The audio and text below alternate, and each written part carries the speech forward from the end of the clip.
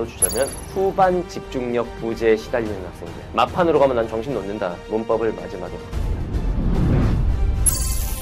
뭐야 이거 계속 다시 보게 되지? 이게 또 문제기도 하고 그 적당한 스피드를 맞추면서 지문을 읽어줘야 되는데 어떻게 하면 그 적당한 스피드를 맞출 수가 있느냐. 한 개씩 대입한다. 이거는 계속 나오는 말이지. 시간 줄이는데 가장 큰 방법이었지 이게. 모든 부분이 소중한 부분은 아닐 거다. 그러니까 문제에 맞는 부분. 포커스를 맞춰서 지문을 읽으면 좀 속도가 빨라지겠죠.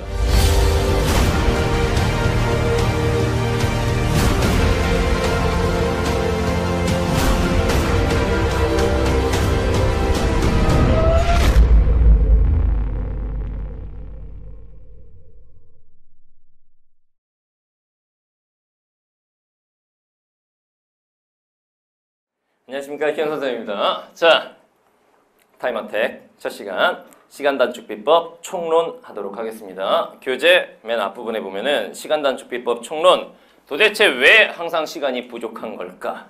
이런 얘기가 나와 있는데 이번 시간에 우리가 이제 배울 내용은 뭐냐면은 약간 기술적인 측면 그리고 멘탈적인 측면, 여러분들이 왜 시간이 부족한지에 대해서 한번 살펴보고 그거 어떻게 하면 극복할 수 있는지 그런 것들에 대해서 얘기를 합니다. 그리고 이제 다음 시간부터는 화법, 시간 단축 비법 같이 문제 풀어보면서 이렇게 이제 영역별로 진행이 될 겁니다. 이번 시간만 잘 들어도 시간 단축과 관련해서 아주 중요한 내용들 그런 것들을 배울 수 있습니다. 일단 도대체 왜 항상 시간이 나는 부족한 걸까에 대해서 좀 생각을 해볼게요. 일단 첫 번째 원인, 지문 독해력이 부족하다. 지문 독해력이 부족하다. 도대체 왜 나는 지문 독해가 잘 안 되는 것일까? 그러면 속도가 느릴 수밖에 없잖아. 지문 독해력이 부족한 원인이 뭐가 있을까요? 일단 첫 번째가 핵심을 못 찾아요. 이거는 어렸을 때부터 독서를 많이 안 했기 때문에. 이게 애들이 제일 많이 하는 얘기야. 책을 많이 읽었나요, 어렸을 때? 많이 읽었어요? 근데 왜 시간이 부족하죠? 이런 친구들 많아요. 그 다음 두 번째, 지문 독해력. 즉 지문이 잘 안 읽히는 또 다른 이유가 뭐냐? 가장 근본적인 이유가 뭐게? 어휘력이 안 되기 때문이야. 어휘력이 부족하면은 지문이 잘 읽힐 리가 없어요. 영어라고 한번 생각을 해봐라. 한 10줄짜리 영어 지문이 하나 있었어. 모르는 단어가 한 20개 돼. 이게 스피드가 나냐? 읽을 때 계속 걸릴 거 아니야. 빨리 읽을 수가 없어. 그리고 이유가 또 뭐가 있을까? 국어라고 쳤을 때 영역별로 어떻게 읽어야 될지 그걸 잘 모르기 때문에. 영역별 독해법에 대해서 생각을 안 해봤기 때문에. 이런 원인들이 있다고 볼 수가 있죠. 지문 독해력이 부족한 학생들. 이거 어떻게 해야 되느냐? 선생님, 저는 지금부터라도 열심히 독서하겠습니다. 미쳤나요? 야, 이거 고등학생들은 책 읽을 시간이 없습니다. 공부할 과목이 너무 많아요. 그리고 또 무슨 책을 읽으면 독해력이 좋아지니? 막연하잖아. 이거는 우리가 할 수 있는 일이 아니야. 얘는 현실적으로 불가능해. 그죠? 그러면 어휘력이 부족해. 이거 지금부터 어떻게 할 수 있는 거야? 네. 이건 돼요. 이거는 지금부터라도 쌓을 수 있습니다. 뭘로? 지문이 안 된다면 어휘력부터 케어를 안 해. 선생님 홍보대사입니다. 이런 게 있어요. 예를 들면 선생님 어휘 특강이 있어요. 수능에 잘 나오는 이제 어휘들 쭉 정리해 놓은 건데 실제로 여기 지금 앉아 있는 현장 친구들은 이 어휘책을 몇 번 봤니? 2번 하고 3번째 보는 거야? 그렇지. 몇 번 봤어요? 3번 반?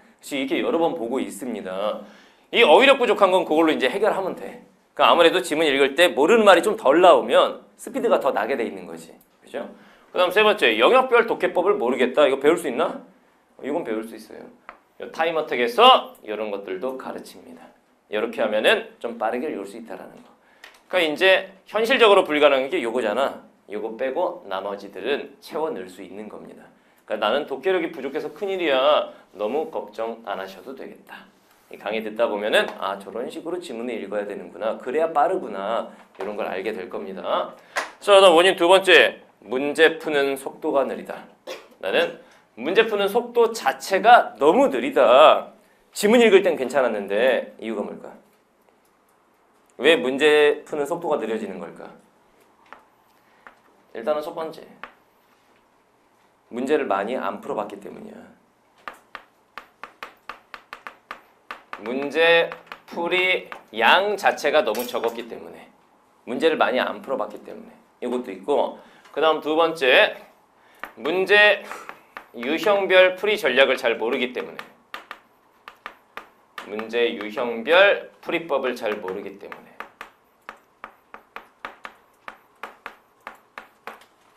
보기박스 문제는 이렇게 하면 되고, 뭐 그래프 문제는 이렇게 하면 되고, 이런 걸 잘 모르기 때문이야. 이런 건 채워낼 수 있는 거야? 그렇지. 이런 건 배우면 되는 거야. 문제풀이 양을 좀 늘릴 수 있는 거잖아, 이거. 그지? 그리고 문제 유형별 풀이법은 배우면 되는 거잖아. 그러니까 이런 것들도 충분히 극복 가능한 부분이다 라는 겁니다. 그 다음 원인 세 번째, 집착증. 집착증은 뭔 소리냐? 왜 집착을 하게 되나요? 일단 집착을 하게 되는 이유는, 집착녀, 왜 문제에 자꾸 집착을 하는 거야? 안 풀고 넘어가면 마음에 남아가지고. 마음이 불편해서? 일단 첫 번째는 뭐냐면, 수학 같은 경우에는 안 풀린다. 그럼 어떡하니? 깔끔하게 포기가 되잖아. 근데 국어는 좀 달라. 이게 한글로 써 있다 보니까 풀릴 것 같아, 얘가. 그거야. 풀릴 것 같은 느낌. 풀릴 것 같은 느낌이 있어. 왠지 국어는 그런 느낌이 있어. 근데 막상 해보면 이게 안 풀려. 나중에 보면 막 틀려 있고. 그죠? 이거.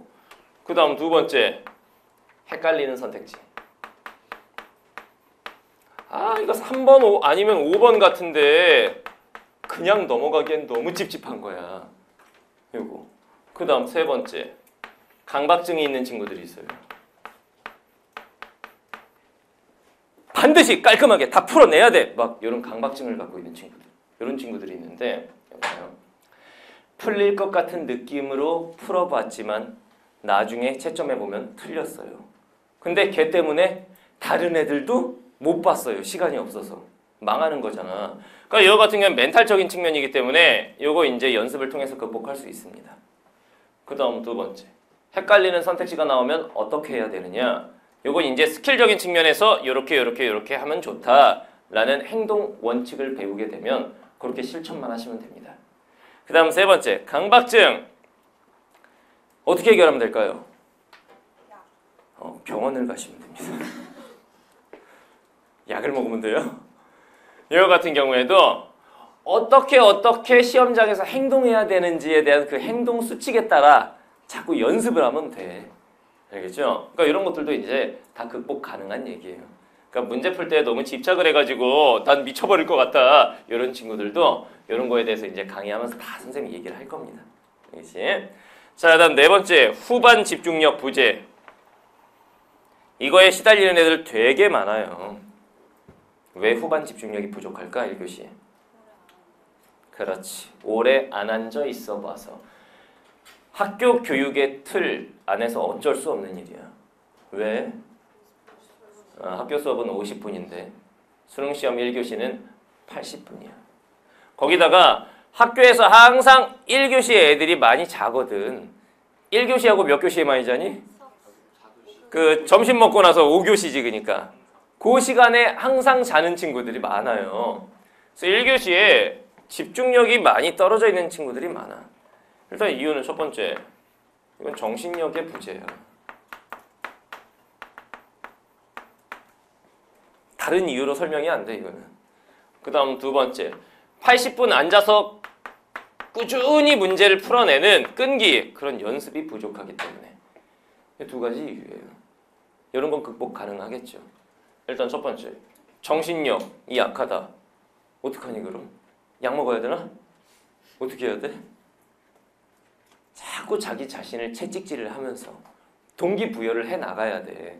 이거는 멘탈적인 측면이기 때문에 이건 극복할 수 있어요. 그 다음 두 번째, 연습이 안 돼 있으면 어떻게 하면 돼? 연습을 많이 해보면 돼. 근데 여러분들이 좀 나태한 측면이 뭐가 있냐면은 이런 게 있어. 솔직히 모의고사, 자기 혼자 모의고사 연습할 때 애들이 이제 이거 뭐라고 그러니? 스탑워치 같은 거 딱 눌러놓고 문제를 풀긴 하더라고. 근데 문제 막 풀다가 화장실 가고 싶은 거야. 가면 되냐 안 되냐. 근데 가요 애들이.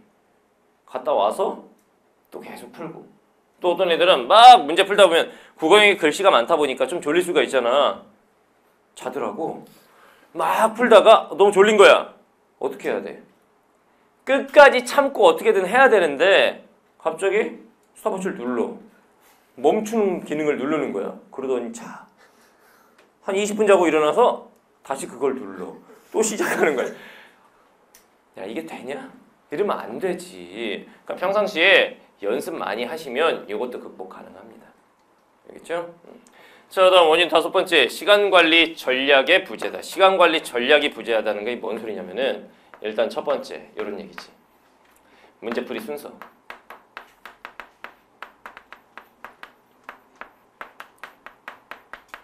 문제풀이 순서에 대해서 딱 확립이 안 돼 있는 친구들이 있어요. 어떤 때는 문학부터 풀고 어떤 때는 화법부터 풀고 어떤 때는 1번부터 45번 순서대로 풀고 어떤 때는 비문학을 먼저 풀고 막 왔다 갔다 하는 친구들 생각보다 많아.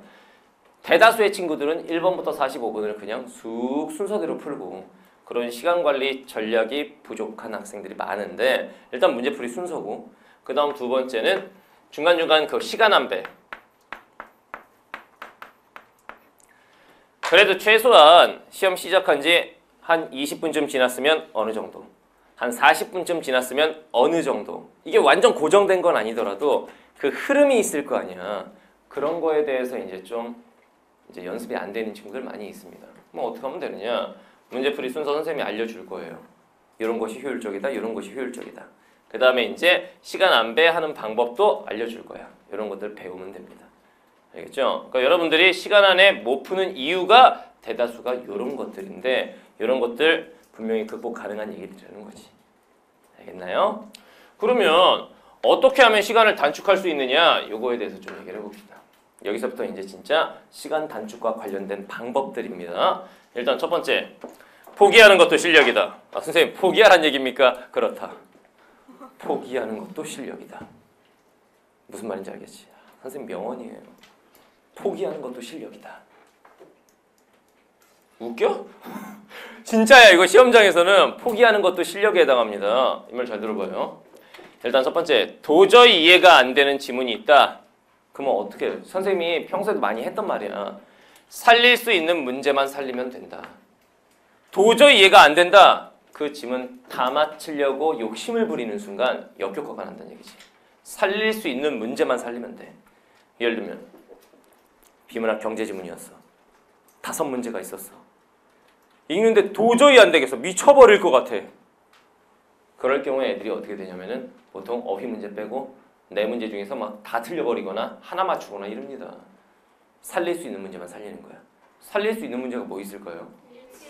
예를 들면 이런 거야. 예를 들면 일치 문제 살려야 됩니다. 또 서술과 관련된 문제 살려야 돼. 또 어휘 문제 살려야 되는데 그 다음에 이제 또 어떤 문제가 있는 거야? 추론 문제나 보기 박스 적용 문제가 있을 거라고. 적용 문제. 그래. 너무 어려운 지문이면은 이런 문제는 하늘의 뜻에 맡긴다 쳐도 얘네는 살려야 되는 건데 이걸 못 살리는 친구들이 너무 많아요. 그래서 한 지문에 몰아서 틀려버리는 거지. 다른 지문은 그럭저럭 많이 맞았는데 한 지문에서 막 3개 틀리고 4개 틀리고 이런 친구들 생각보다 많습니다. 그런 경우에 어떻게 하느냐? 포기하는 것도 실력이다. 이걸 딱 떠올려야 돼요. 그래서 살릴 수 있는 문제만 살려간다 라고 생각을 해야 돼요. 알겠나요? 그 다음 두 번째, 2개의 선택지 중 헷갈리는 경우. 시험 볼 때 이런 경우가 너무 많죠. 2개의 선택지 중에 헷갈리는 거야. 수학은 막 1번, 2번, 4번은 일단 아니고 그건 일단 못 푸는 거야. 어떻게 1, 2, 4번이 일단 아닐 수가 있냐 수학에서. 그런 경우 있을 수 있겠구나. 기억, 기억, 니은 이렇게 고르는 형태 그런 건 있을 수 있겠네. 근데 일반적으로 수학은 풀면 풀고 못 풀면 못 푸는 거 아니야. 근데 국어형의 건 어떻게 돼? 위에서부터 선택지 1번부터 읽어 내려가게 돼 있다고. 그러다 보면 일단 이건 아니고 니는 이거 많이 하잖아. 이거 아니고 둘 중에 하나인 것 같은데 그럴 때 보통 어떻게 해 본인은? 더 괜찮아 보이는 걸로 찍어요? 풀어요? 더 괜찮아 보이는 걸로 풀어요? 골라요. 골라요? 더 괜찮아 보이는 걸로 골라요? 자, 봐봐. 이렇게 합니다. 이건 행동 수칙입니다. 일단 헷갈렸다 싶으면 무조건 일단 별표. 더 깊이 가지 말고 헷갈린다. 그러니까 이렇잖아. 어떤 문제들은 요거는 3번이네. 요거는 2번이네. 요거 헷갈리네. 그럼 일단 아무 생각하지 말고 별표부터 치세요. 알겠죠? 그 다음에 이제 두 개의 선택지를 놓고 주관적으로 생각하면 망한다고 그랬죠. 생각하는 애들 되게 많아. 막 1분, 2분 자꾸 생각하는 거야. 3번과 5번. 5번 선택지가 왠지 더 끌리기는 하는데 이러면서 자꾸 생각을 합니다. 망했다고 보면 돼. 알겠죠? 주관적으로 생각해봐야 답은 절대로 나오지 않는다. 그럼 어떻게 하느냐? 지문에서 그 두 개의 선택지와 관련된 내용을 다시 한번 찾는 거죠. 다시 말하면 지문 피드백을 하는 건데 지문 피드백은 몇 번 해야 돼요? 한 번만 합니다. 지문 피드백 한 번. 예를 들면 3번하고 5번이 헷갈리는 거야. 그러면 3번 선택지의 키워드, 5번 선택지의 키워드만 딱 잡아! 무슨 말인지 알겠지? 그 다음 그 관련된 내용만 지문에서 빠르게 찾아. 찾아갖고 읽어보면 아까 못 봤던 게 보이네? 이런 경우가 많단 말이야. 그러면 이제 답 쓰면 돼. 그런데 지문 피드백을 한 번을 했는데 그래서 중요한 거는 주관적으로 생각하는 과정이 빠져야 돼. 바로 지문 피드백 한 번이야. 근데 안 풀린다. 그럼 어떻게 해? 넘어가 그냥. 어쩔 수 없어. 넘어가. 집착력? 넘어가는 거예요. 이 문제 하나가 네 수능을 망칠 수가 있어요. 일단 넘어가는 거야. 무슨 말인지 알겠죠? 선생님 이런 식으로 해갖고 별표가 한 30개 되면 어떡합니까? 그러면 그 해 수능은 끝난 겁니다. 별표가 30개일 수는 없어요. 선생님 별표가 10개, 15개면 어떡하죠? 그건 괜찮아. 일단은 별표 치는 문제들 다 별표 치고 넘어가. 알겠죠? 쭉 가면 됩니다. 그리고 나서 이제 끝까지 푸는데 시간이 남았다. 그러면 다시 풀어보면 됩니다. 시간이 남았을 때는 별표 친 문제만 다시 보는 거예요. 어떤 애들은 1번부터 45번을 검토하는 시간이 이제 생겼어. 다 검토하는 거야. 이게 미친 거죠. 그게 아니지. 검토해야 할 문제가 이미 표시가 돼 있어야 되는 거야. 그게 별표 친 문제들이야. 걔네만 다시 보는 겁니다. 무슨 말인지 알겠지? 국어 영역 시험이라는 게 여러분들 봐서 알겠지만 수학이나 여타 과목과 달리 시험 볼 때는 그렇게 답이 안 나오던 애가 나중에 채점 다 하고 나서 다시 풀기 한번 해보는 거야. 이럴 수가. 나는 시험 볼 때 뭐 한 거야? 이런 생각 들 때가 있어 없어? 많죠. 그래 많아요. 계속 그걸 붙들고 늘어지면 어떻게 되냐면은 늪에 빠지게 돼. 조바심도 나고 이러기 때문에 안 보여. 근데 일단 45번까지 다 풀고 나면 일단은 마음이 가볍거든. 다 풀었지. 그리고 시간도 좀 남았어. 그 다음 와서 그 문제를 다시 보면 아까 안 보이던 게 보입니다. 이제 맞출 확률이 더 높아져. 무슨 말인지 알겠죠? 시간이 남으면 다시 와서 보는 거야. 근데 시간이 안 남았다. 그러면 냅다 다 찍는 거야. 별표 친구 10개를 다 찍어요? 찍어야지. 이제 어떡할 거야. 이게 더 효율적이라는 거지. 왜냐? 보통 애들이 어느 부분을 찍어요? 마지막 문단, 마지막 지문을 보통 많이 찍어. 45번까지 이렇게 쭉 푸는 친구들이 많기 때문에 보통 마지막 한 지문 또는 두 지문을 냅다 찍는 경우들이 있어요. 재수생이니까 작년 수능은 1교시 다 풀었어요. 끝까지? 찍었어 마지막에? 찍을 때 기분이 어때요? 우울해요? 이러면서 막 찍는 거 아니야. 잘 들으세요. 우리가 찍어야 할 지문은 마지막 지문이 아니다. 일반적으로 수능 시험에서는 마지막 지문이 난이도가 가장 쉬워요. 쉬운 지문들이 나와요. 여러분들 모의고사 풀어봐서 알겠지만 중간 부분에 어려운 지문들이 나오고 맨 마지막 지문이 쉽잖아 비교적. 근데 애들이 중간에서 시간 다 보내고 그 쉬운 지문을 다 찍어. 여기도 3점, 여기 어려운 문제도 3점. 여기도 2점짜리 막 있고 이 어려운 지문에도 2점짜리 있는 건데 그러면 저기를 풀었으면 되는 거 아니야. 이건 어차피 풀어도 틀리는 거니까. 그런데 여기에 시간 다 보내고 저 쉬운 부분을 막 찍는단 말이야. 그게 진짜 어리석은 거야. 그리고 5개 중에 하나 냅다 찍는 건데 그게 맞냐? 5, 3, 2, 1, 4 찍어도 꼭 이렇게 찍어요. 야, 찍을 때는 하나나 2개만 맞아라. 그리고 한 번으로 밀어야 돼. 근데 그 와중에 머리를 굴려. 5, 3, 2, 1, 4 2, 1, 4, 3, 5 막 이렇게 찍어요. 그게 맞냐고. 일단 그런 상황이 생겨서도 안 되는 거고 우리가 찍어야 되는 지문은 마지막 지문이 아니라 요 별표친 문제들이다. 답 맞출 확률이 훨씬 높다. 왜냐? 나중에 시간이 없어. 쭉 보면서 17번, 3번, 5번, 에이 5번 써버리는 거야. 제대로 남겨놓기만 했으면 이게 제끼는 것만 잘 해놨으면 답 맞출 확률이 50%입니다. 무슨 말인지 알겠지? 그렇게 될 경우에 10개 찍어도 한 5개는 맞힐 확률이 있단 말이야. 알겠나요? 1번, 4번 딱 남았어요. 그러면 OMR 카드 한번 봐. 4번이 너무 없군. 4번 이렇게 쓰란 얘기야. 알겠죠? 그렇게 하면 돼, 안 돼? 되긴 돼요. 수능 국어 시험이라고 하는 건 어때요? 그거 안배를 이게 의미하는 게 뭔지 알겠어 이게? 오지선다잖아. 그러면 5, 9, 45 이렇게 되잖아. 그러면 1번 정답 9개, 2번 9개, 3번 9개, 4번 9개, 5번 9개. 이게 정상이긴 한데 딱 이렇게 하냐 안 하냐? 이렇게 안 합니다. 보통 여러분들이 이제 채점하면서 느껴보면 몇 번이 좀 적어요. 1번이 좀 적은 편이지. 1번이 보통 한 7개에서 8개 이렇게 좀 적죠. 몇 번이 좀 많은 것 같아? 3, 4, 5 이쪽이 많죠? 왜 그러는 걸까? 그러니까 1, 2번에 비해서 3, 4, 5 특히 몇 번이 답이 많은 것 같아. 국어는 희한하게. 5번이 희한하게 답이 좀 많죠. 왜 그렇게? 그렇지. 이거 평가원의 의도입니다. 애들 속도 조절이에요. 애들 속도 조절하게 하려. 이게 무슨 말이냐면은 1번 쪽에 답의 배치가 너무 많아버리면 수학 같은 경우에 딱 풀어갖고 내가 푼 답이 선택지 몇 번에 있느냐 이게 답인 건데 국어는 읽고 나서 선택지 1번부터 읽어내려고 하잖아. 근데 1번에 답이 너무 많은 경우 1번 딱 보고 답이네? 그럼 나머지 선택지를 안 보고 넘어가면 시간이 너무 빨라지잖아. 그런 거 안배를 위해서 후반부에 많이 배치를 해요. 또 어떤 이유가 있다고 그랬어? 제발 좀 읽어달라 내가 만든 선택지를. 예를 들면 선생님이 그랬지. 문제 만들어 보면은 정답 선택지는 만들기가 쉬워요 비교적으로. 그런데 오답 만들기가 더 어렵고 진짜 어려운 건 뭐라고? 매력적 오답을 만들어내는 거. 얘가 답은 아닌데 애들이 이쪽으로 답을 많이 써줘야 돼. 이게 매력적 오답이라고 하는 건데 그거 만들기가 너무 어려워. 근데 애들이 1번에 답 배치하고 1번 선택지를 딱 보다 답 1번이네. 그리고 나머지를 안 보면 이게 어떤 거야? 서운한 거야. 너무 마음이 안 좋은 거야.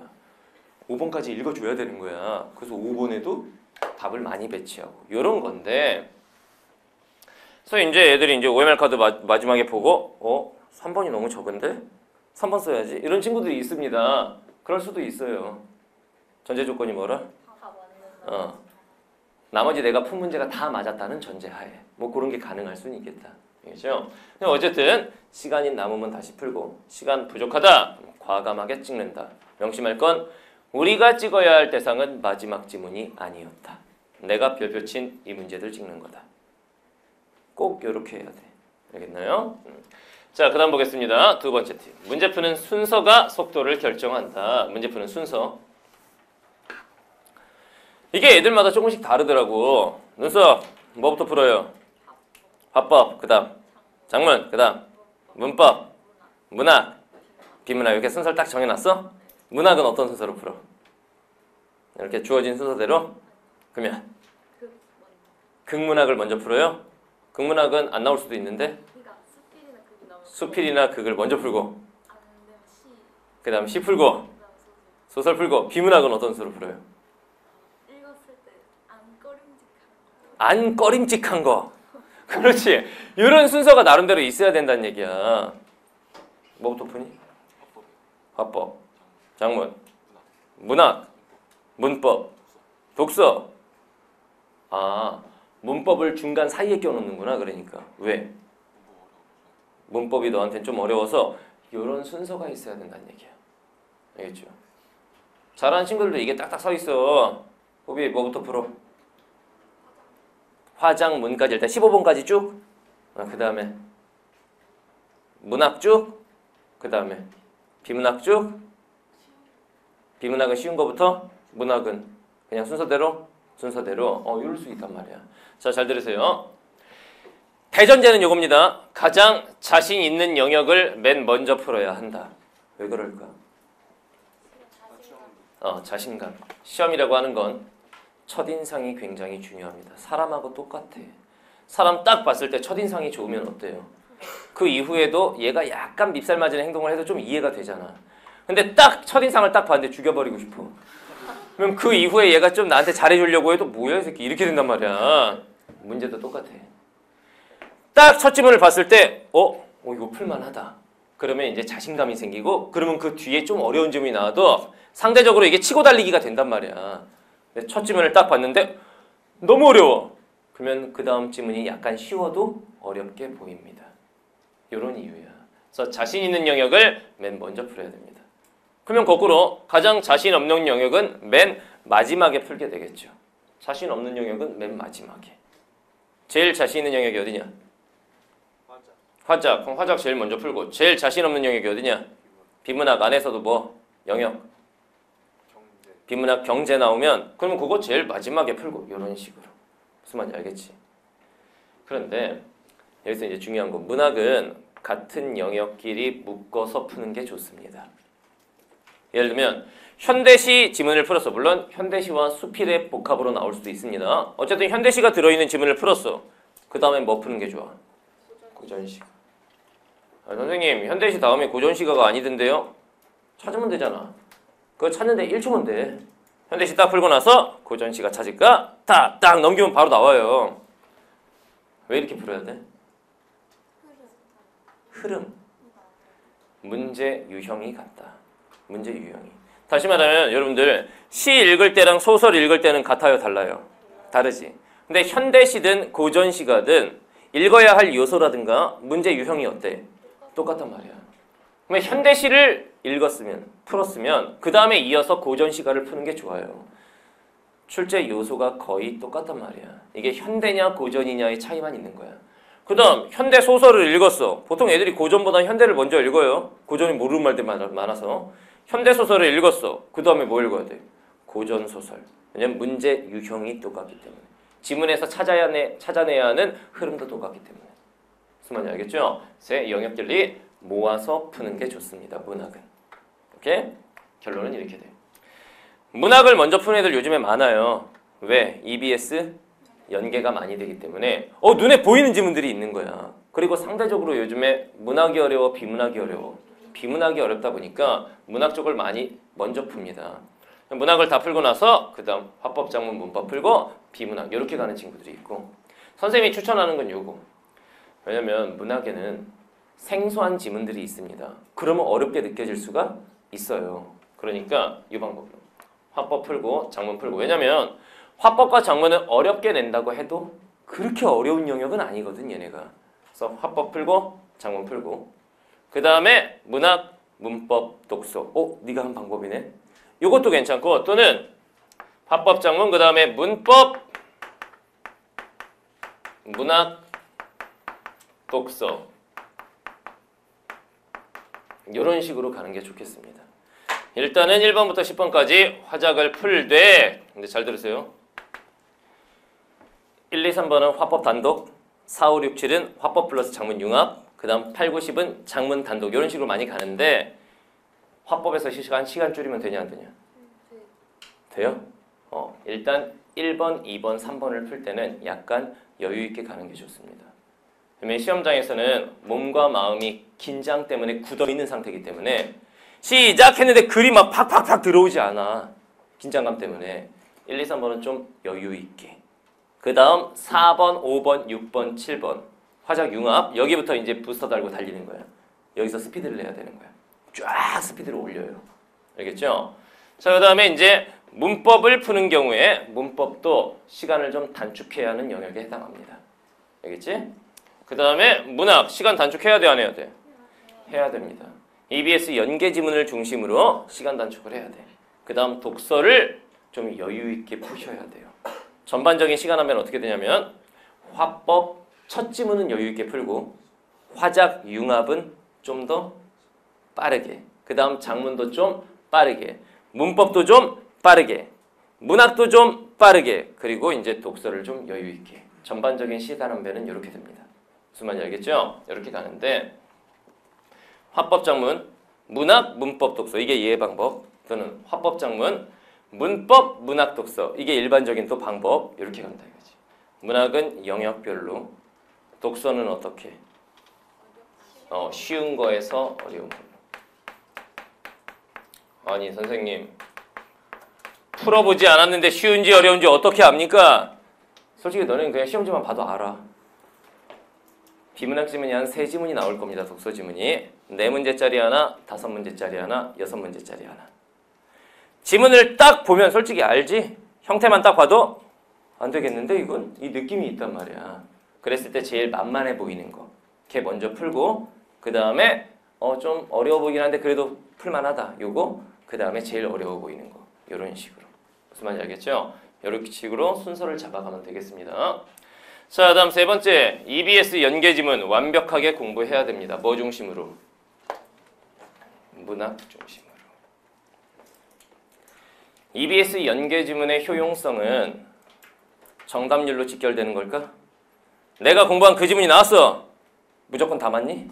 그렇진 않아. 왜? 문제는 다르니까. 그렇지만 읽는 속도는 분명히 빨라질 거야. 왜? 내가 한번 봤던 지문이 나오기 때문에. 그래서 EBS의 효용성 무엇보다 시간 단축에 있어요. 그래서 EBS 문학 작품 중에 출제에 예상되는 작품은 완전 씹어 먹어야 된다. 그러면 내가 아는 작품이 나왔어. EBS에서 배웠던 바로 그 작품인 거야. 안 읽고 그냥 풀어도 돼? 안 돼? 안 돼.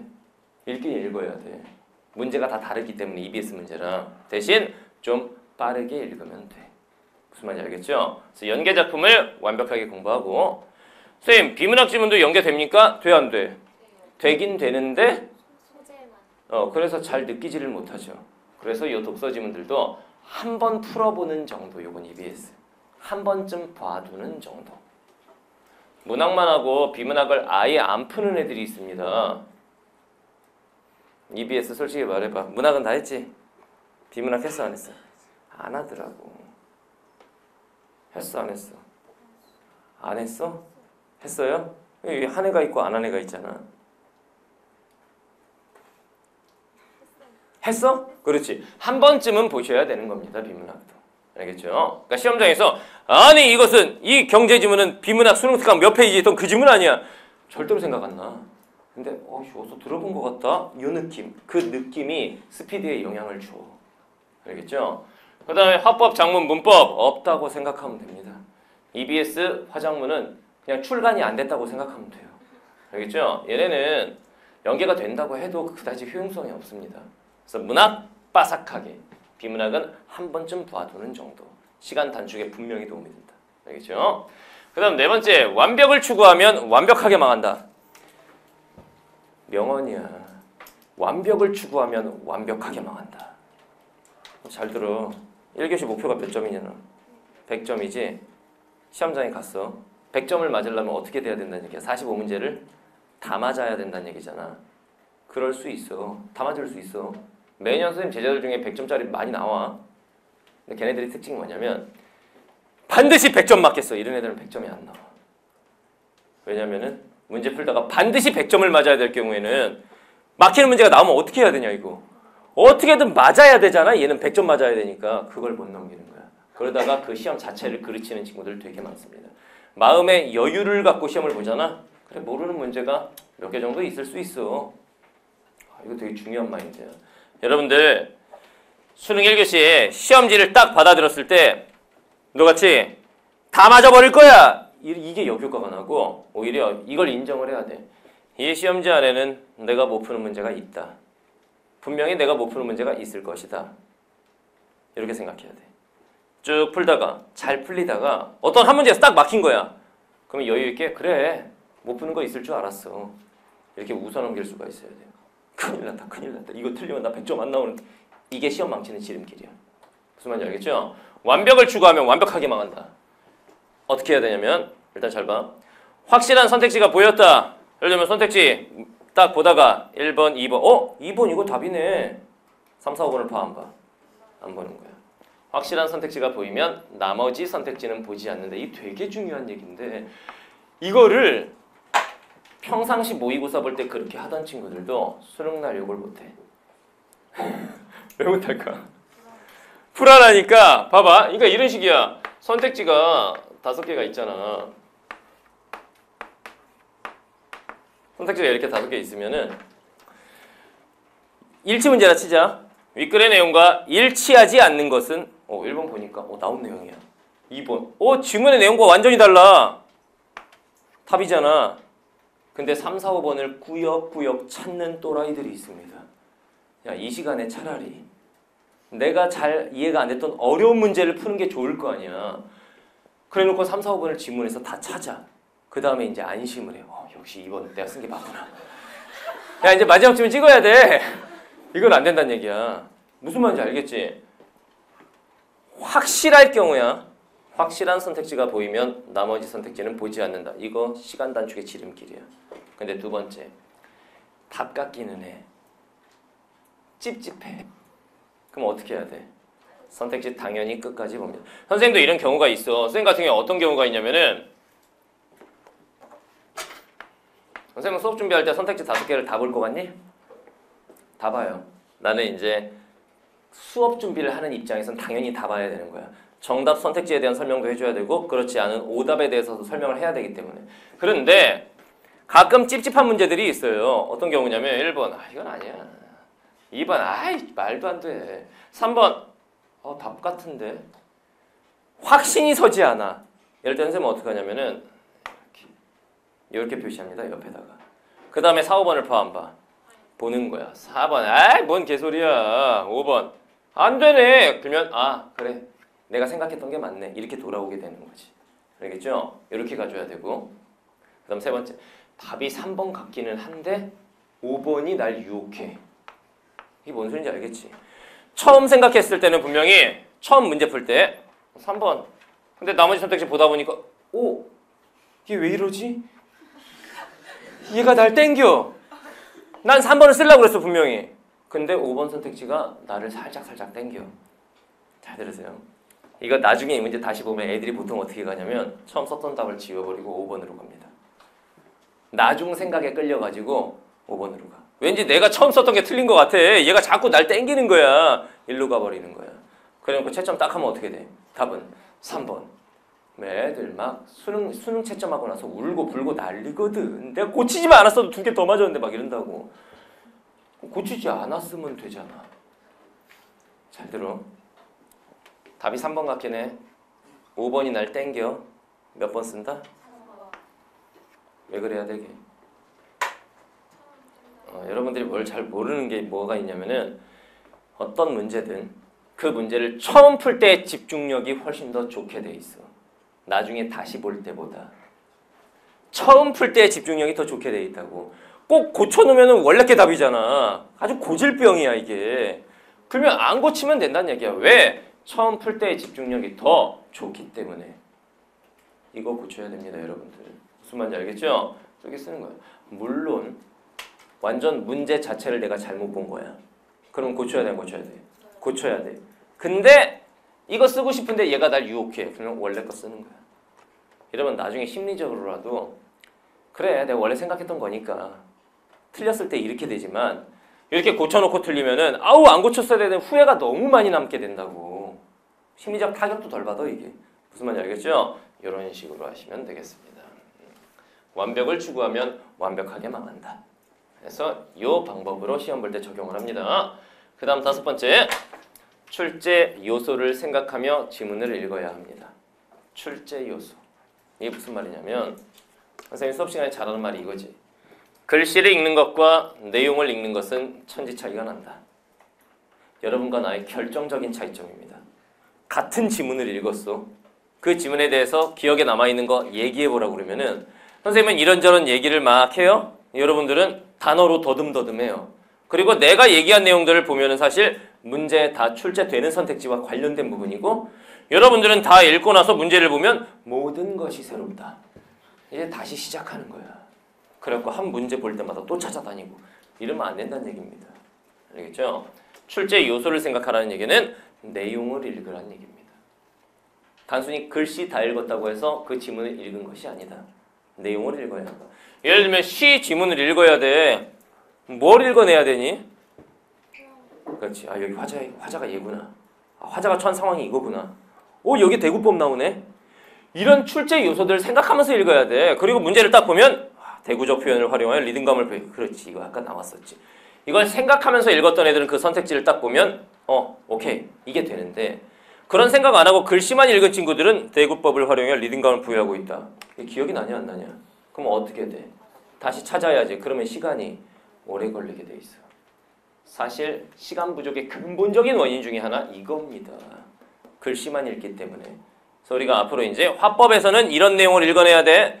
작문은 이런 내용 읽어야 돼. 시에서는 이런 내용 읽어내야 돼. 이걸 다 가르쳐 줄 거야. 무슨 말인지 알겠죠? 내용 읽기, 내용 읽기. 지문 읽으면서 문제로 나올 것 같은 부분은 시각적 표시를 해두면 좋습니다. 다시 찾을 때 빠르잖아. 아니 선생님이야 가르치는 사람이니까 왠지 이 부분에서 뭐가 나올 것 같은데 싶지. 우리는 그걸 모르는데요. 그러니까 배우면 되는 거야. 수능국어 이제 지문 독해력 약한 친구들의 또 하나의 특징이 뭐냐면은 뭔지 알아? 모든 부분을 소중하게 읽는 친구들. 우리가 그런 친구들을 호구라고 한다. 지문에는 경중이 있단 말이야. 경중. 가볍게 읽어도 되는 부분이 있고 무겁게 집중해서 읽어야 되는 부분이 있는데 한 글자 한 글자를 소중하게 읽는 애들. 모든 부분이 너무 소중한 거야. 망하는 거야. 이게 아니라 맥이 되는 내용들 있잖아. 아 여기서 이제 표현법 문제 같은 거 나올 수 있겠구나. 여기서 이제 내용에 전환이 있으니까 이와 관련해서 문제 나올 수 있겠구나. 이렇게 핵심이 되는 어떤 몇 가지 요소를 중심으로 읽어야 되는데 이 핵심 축을 대상으로 해가지고 나머지가 가지치기가 이렇게 돼 있는 거 아니야. 근데 가지와 뿌리를 동시에 다 읽어내려는 멍충이들이 있습니다. 그렇게 할 필요 없다. 그런 방법을 이제 영역별로 배울 거야. 문제로 나올 것 같은 부분 중심으로. 다음 세부적인 내용이 기억이 나지 않아서 지문으로 되돌아가는 거. 이거 애들 걱정 많이 합니다. 선생님 선택지 보면 1번 제끼고 2번 제끼고 3번 기억이 안 납니다. 그래서 저는 지문을 자꾸 2번, 3번 읽게 돼요. 잘 들어? 2번, 3번은 괜찮아 안 괜찮아? 괜찮아. 선생님 4번, 5번 읽게 돼요. 끝났어. 4번, 5번은 안 돼. 2번, 3번 읽을 때 첫 번째 읽을 때와 뭐가 달라야 되는 거죠? 첫 번째 읽을 때는 전반 독해가 되는 거지. 전반적인 내용에 대한 독해. 두 번째 다시 볼 때는 뭐야 이거? 내가 필요한 그것만 찾아갈 수 있어야 돼. 세부적인 내용이 기억나지 않아서 지문으로 돌아가는 거. 이거 너무나 당연한 거고. 야 1등급 애들도 봐봐. 요즘 모의고사 1등급 나오지. 너 한 번 읽으면 모든 문제가 다 풀려? 그렇지 않지. 다시 보는 문제들 있지. 당연한 거야. 목표가 100점이잖아. 저번에 시험기목에서 보니까 100점 나온 적이 있더만. 한 번 읽고 6문제 5, 3, 2, 1, 4, 3 이게 되냐? 안 될 경우에 어떻게 해? 다시 보는 거 있지? 1등급 애들도 당연한 거야. 단 이게 중요해. 정확하게 지문의 어느 부분으로 돌아가야 할지를 정확하게 알아야 돼 이걸. 그러니까 문제가 뭐냐면은 문제를 풀고 있었어. 1번 기억이 안 나. 그러면 어떤 건 안 된다는 얘기야? 다시 읽어야지. 그리고 다시 읽어. 끝난 거야 이 시험은. 그게 아니라 선택지 특정 선택지를 딱 봤을 때 1번 아닌데 2번 선택지가 기억이 안 나. 포인트 딱 잡아가지고 이 관련 내용 아까 어디 있었지? 그러면서 바로 여기 이렇게 찾아갈 수가 있어야 되는 거야. 무슨 말인지 알겠죠? 이렇게 하면은 2번, 3번 읽는 것도 괜찮아. 초점화 시켜 읽기가 돼야 된다는 얘기야. 2번, 3번 찾을 때는 그곳으로 바로 간다. 알겠나요? 이 연습을 좀 해볼 겁니다. 수업 시간에. 자, 다음 6번째 문제 유형별 풀이법에 대해서 공부를 좀 하셔야 됩니다. 네, 이 문제 유형별 풀이법은 타임어택에서 가르쳐주긴 가르쳐주는데 문제 유형별 풀이법과 관련된 전용 강의가 있습니다. 7법칙이라고. 이 강의는 그러니까 7법칙과 타임어택이 뭐가 다르냐고 물어보는 친구들 많은데 타임어택은 시간 단축의 목표를 두고 있는 강의고 7법칙은 정확성의 목표를 두고 있어요. 수능 국어에서 요구하는 능력은 사실 고도의 비판적 사고력과 추론 능력 이게 아니에요. 수능 국어에서 요구하는 능력은 딱 2가지야. 일단 기본적으로. 그게 뭐야? 스피드하고 정확성. 이 2가지인 거야. 그 스피드 측면을 채워주는 강의가 타임어택이고 정확도 측면을 채워주는 강의가 7법칙입니다. 이 2가지가 수능 국어에서 요구하는 기본 능력이거든. 그러면 7법칙을 참고했을 때 뭐를 알게 되냐면은 일단은 지문보다는 문제 분석을 먼저 하는 습관. 특히 요즘 수능 1교시에서는 반드시 그래야 한다. 왜? 요즘 수능 지문의 길이가 길어요. 아무 생각 없이 모든 부분을 소중하게 읽다 보면 문제 풀려고 딱 보면 필연적으로 여러분들은 계속 다시 보게 돼 있어. 근데 문제 분석을 먼저 딱 하게 되면 문제 분석을 하면서 뭘 생각해야 돼 일단? 문제 푸는 순서를 정해야 돼. 문제 푸는 순서. 일치하지 않는 것이니까 한 2문단 정도 읽고 나서 다 읽고 나서 보면 까먹으니까 선택지 보면서 거기까지 나온 내용 한 2개 쳐내고 내용 전개 방식 적절한 것이니까 요거는 한 절반 이상 읽었을 때 한 문제 건드려 보고 어휘 문제 1문단 끝나고 나서 A, B 들어있었으니까 그거 한번 보고 이렇게 문제 푸는 순서를 생각해야 돼. 보기 박스 문제를 제일 언제 풀게 되죠 보통? 마지막에 풀게 되지. 요거는 지문 전반적인 내용으로 적용하는 보기 박스 적용 문제니까 얘는 아마 마지막에 풀게 되겠고 이런 문제 푸는 전략을 짜야 돼. 일단 첫 번째가 문제 푸는 순서고 두 번째가 전략입니다. 전략. 문학 지문인데 보기 박스가 나왔으니까 이걸 바탕으로 지문 읽으면 되겠구나. 이 보기 박스에서 힌트를 얻어야 되겠구나. 보기 박스 먼저 보고 지문 읽기 시작해야지. 이런 전략. 비문학에 보기 박스 문제가 나왔으니까 일단은 이건 지문과의 교집합을 찾아야 되겠구나. 그렇게 푸는 문제일 거야. 이런 문제 푸는 전략. 알겠죠? 문제 분석을 하는 단계에서 일단 문제 푸는 순서 짜고 그 다음에 전략. 이대로 문제 푸는 연습을 많이 하셔야 돼요. 그러면 스피드는 자동으로 따라오게 돼 있다. 알겠죠? 이거. 선생님 저는 지문부터 읽는 게 습관이 돼 있습니다. 어떻게 고치죠? 그거 고치는 거 어렵지 않아. 지문 먼저 읽었을 때 장점이 뭐야? 그냥 전반적으로 편견 없이. 그렇지. 지문 먼저 읽으면은 편견 없이 깔끔하게 읽을 수 있다는 장점이 있어. 근데 단점이 있습니다. 이런 전략이 쓰지 않고 모든 부분이 다 소중해 보일 거야. 어디서 문제가 나올지를 모르니까. 두 번째, 문제 먼저 봤을 때 장점은 뭐냐? 방향성 있는 독해를 할 수 있어. 전략 독해. 단점은 뭐냐? 문제 분석 단계에서 이미 편견을 갖는 애들이 있어요. 이거에 대해서 물어? 나 이런 거 좀 아는데. 이거 왠지 몇 번일 것 같은데? 망하는 거야. 그럼 어떻게 하면 되느냐? 문제 분석을 먼저 하면서 전략을 짜되 지문 읽을 때 편견을 안 가지면 돼.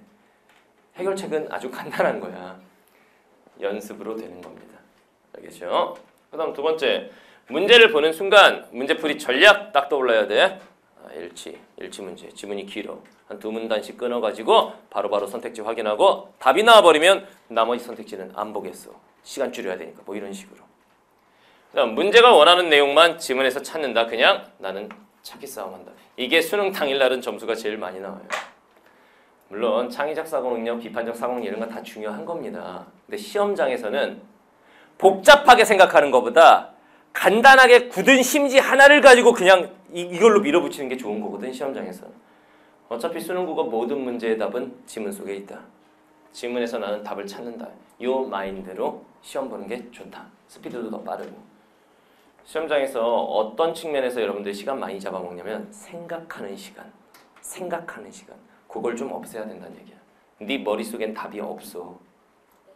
왠 줄 알아? 네가 쓴 글이 아니야. 네가 만든 문제가 아니라고. 당연히 네 머릿속엔 답이 없어. 그 답이 어디에 있어 그럼? 지문에 있어. 그러면 내 머릿속에서 답을 꺼내기 위해서 그렇게 시간 보낼 이유가 없다는 얘기입니다. 무슨 말인지 알겠죠? 이렇게 보시면 됩니다. 자, 다음 7번째, 실전 연습 반복적으로 하셔야 됩니다. 실전 연습. 최소한 2주에 한 번 정도는 중요한 건 이거야. 풀 모의고사를 풀어줘야 돼요. 그러면서 한계 시간을 줄여나갑니다. 2주에 한 번씩 모의고사 풀고 있죠? 선생님, 한계 시간이 뭡니까? 한계 시간이 이런 거야. 선생님이 그 OT에서 그 외국인 형아들 얘기했었죠. 외국 유학 갔다가 한국에서 대학 가려고 온 친구들. 그 친구들이 첫 번째 처음 모의고사 봤을 때 180분이 걸렸거든. 이게 얘의 한계 시간이었던 거야. 그 다음에 선생님 커리를 쭉 20시간마다 따라오면서 120분까지 줄었다고 되게 애들이 감동받아서 했었어요.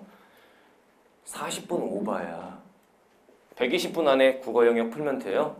그러면 선생님들이 시험지 걷어가요. 그러다가 나중에 얘네가 결국 80분까지 왔어. 근데 80분 안에 딱 풀게 되면 어떻게 되냐면 80분 다 풀었어. 마킹하려고 그러니까 가져가는 거야. OMR을 망한 거야. 그래서 얘네는 결과적으로는 딱 마킹하고 끝낼 정도까지 갔어. 타임어택 강의를 듣고 나서. 근데 우리 타임어택 목표는 뭐라고 그랬어요? 65분까지. 본인의 한계 시간이라고 하는 게 이런 건데 너는 지금 딱 문제를 딱 끝내면 몇 분 정도까지 걸리는 거 같냐? 마킹하면 80분. 그러면 이제 좀 더 줄여야 되는 거지. 여기까지 가게. 그지? 너는 지금 얼마나 걸리는 거야? 똑같아? 비슷해? 너는? 한두 지문을 못 푼다며. 그럼 너의 지금 한계 시간은 몇 분인 거냐면 그걸 본인이 알고 있어야 된다니까. 80분 딱 끝나야 되는데 한두 지문이 찝찝하다. 그러면 얘 한계 시간 현재 몇 분인 거예요? 90분인 거예요. 그럼 90분부터 출발된 거야 너는 지금. 몇 분을 더 줄여야 되는 거야? 25분을 줄여줘야 돼. 65분까지 가야 되니까. 이게 무슨 말인지 알겠죠? 이런 얘기입니다. 눈썹 본인은 지금 현재 한계 시간이 몇 분인 것 같아요? 90분. 그러면은 25분 정도를 줄여야 합니다. 풀 모의고사 연습을 하면서 한계 시간을 줄여나가라. 알겠죠? 그 다음 두 번째. 시험장에서는 평소보다 시간이 더 걸리게 돼 있습니다. 긴장감 때문에. 그래서 65분 안에 푸는 연습. 몸에 배어 있어야 한다. 그래서 시험장에 갔을 때도 기계적으로 순서와 전략이 쫙쫙쫙쫙 돼가지고 65분 안에 딱 끝내고 마킹 5분 하고 10분 검토할 수 있게. 이렇게 가야 1등급이 나옵니다. 여러분들 주변 친구들 봐서 알겠지만 국어 영역 1등급인 애들 중에 시간 부족한 애들은 없어. 시간이 조금은 남아야 돼. 그래서 검토를 어려운 문제 한두 번 할 정도, 그 정도는 돼야 1등급이 나와요. 알겠죠? 자, 다음 세 번째. 매회 모의고사 풀 때마다 전략을 조금씩 수정해야 됩니다. 뭐 어떻게 수정하는 얘기야? 순서 같은 것도 이렇게도 해보고 저렇게도 해보는 거야. 화작문, 문법, 문학, 비문학 이렇게도 해보고 화작문, 문학, 문법 똑같은 얘기인가? 이거를 자꾸 자기 몸에 맞게 연습을 해보란 얘기야. 아까 순서 같은 거 선생님이 딱 알려줬잖아. 알려주고 나니까 그래, 저 순서로 하면 되는구나. 그걸 수능 당일날 적용하는 거야. 망하는 거야. 한 번도 그렇게 안 했던 애가 수능 당일날 그렇게 하는 거야. 혼란스러워서 안 돼. 기존의 연습을 해야 돼. 몸에 뵐 때까지. 알겠죠? 자, 다음 마지막 8번째. 쫄지 말라. 이제 멘탈적인 측면의 얘기를 하는 건데 시험장에 딱 가면 되게 떨리겠죠? 올해 수능도 떨릴 것 같나요? 넌 되게 많이 떨릴 거야. 왜냐면은 성적이 오른 상태이기 때문에 오른 상태에서는 더 떨리게 돼 있어요. 내가 그동안 노력한 거에 대한 보상을 받는다라는 마음가짐 때문에 더 떨려요. 노력을 하면 할수록 사실 더 떨리게 돼 있어. 그럼 봐라. 첫 번째, 나만 떨리는 거 아니죠. 여기 수능을 놀러 오는 애들은 없는 거잖아. 지금 시험장에 앉아있는 전국 55만 명의 학생들은 다 떨린다라고 생각하면 돼. 기본 마인드가 어때야 수능을 잘 보는지 알아? 나는 특별하다. 나는 1등급을 다 맞고 나는 서울대를 갈 것이다. 이러면 진짜 많이 떨려요. 그게 아니라 수능 당일날만큼은 너는 특별한 존재가 아닌 거야. 나는 지금 전국에 앉아있는 55만 명의 학생 중에 한 명일 뿐이다. 54만 9,999명 다 떨린다. 나랑 똑같다. 나는 그 중에 한 명일 뿐이다. 즉 나만 특별한 거 아니다. 요 마인드로 시험 보셔야 돼. 알겠죠? 그 다음 어려운 문제가 나왔을 때는 어려운 문제, 별표 쳐야 하는 문제가 나오면 그때부터 이제 긴장감이 쫙 올라가잖아. 나만 어려운 거 아니다. 아마 지금 현재 이 시험지를 보고 있는 54만 9,999명 다 어려울 것이다. 물론 너만 어려울 수도 있어. 너만 그 문제가 어려울 수도 있어. 근데 일단 시험장에서는 마인드는 이렇게 가져야 돼. 이 문제 나만 어려운 거 아니다. 그러니까 이렇게 생각하세요. 딱 어려운 게 나오면 오이씨 킬러 문제네. 다 어려울 거야. 이렇게 생각해야 돼. 무슨 말인지 알겠죠? 그 다음에 이 마인드가 중요하죠. 시험장에서는 쭈꾸미 100점 맞을 거야. 이러면 100점이 안 나온다 그랬죠? 오히려 마인드를 이렇게 나 오늘 아는 문제만 다 맞히고 집에 간다. 이게 수능에선 제일 좋은 마인드야. 도둑놈 심보를 가지면 쫄리게 돼 있습니다. 내가 찍은 것 중에도 좀 많이 맞았으면 좋겠다. 이 도둑놈 심보인데 자기 노력에 상응하는 대가를 받으면 됩니다. 어떻게 생각해야 되냐면은 나는 내 능력 안에서 맞힐 수 있는 문제만 다 맞히고 집에 간다. 그러면 난 올해 수능 성공이다. 이 마인드로 시험 보셔야 돼. 그러면 결과가 괜찮아 생각보다. 집착도 덜하게 되고. 그런데 어떻게든 한 개든 더 맞으려고 막 찍은 문제까지 다 맞기를 바라면서 막 그렇게 하면은 그게 오히려 멘탈적으로는 문제가 생기게 돼요. 알겠지? 네 노력한 만큼의 보상을 받으면 그 해 수능은 성공하는 거야. 그러니까 마인드 자체를 나는 내 능력 안에서 맞출 수 있는 거 다 마치고 집에 가겠다. 이렇게 생각하면 마음이 편하다는 얘기야. 무슨 말인지 알겠죠? 마음이 편해야 스피드가 나고 시간이 단축되게 돼 있다고. 마음이 불안한 상태에서는 시간 단축이고 나발이고 없다고. 사실 시험 볼 때 1교시에 제일 중요한 것 중에 하나가 멘탈이란 말이야. 아는 문제만 다 마치고 집에 간다. 이 마인드로 시험 보시면 된다는 얘기입니다. 알겠죠?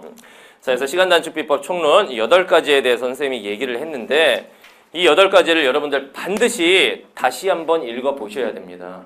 이걸 읽어보면서 무슨 생각을 해야 되냐면은 나는 지금 현재 요 경우에 해당하는구나. 요렇게 한번 바꿔봐야겠구나. 문제 푸는 순서를 요렇게 한번 해봐야겠구나. 연습해봐야지. 이런 식으로 적용을 하셔야 됩니다. 알겠지? 그리고 우리가 이제 다음 시간부터 영역별로 이제 세분화된 시간 단축 비법을 배우게 되는 거예요. 골룸. 알겠나요? 지금 선생님이 한 얘기들 중에서 본인한테 걸리는 얘기들이 막 있죠? 그것들 다시 읽어보면서 이렇게 해야 되는구나. 이걸 일단 고치도록 하세요. 알겠지?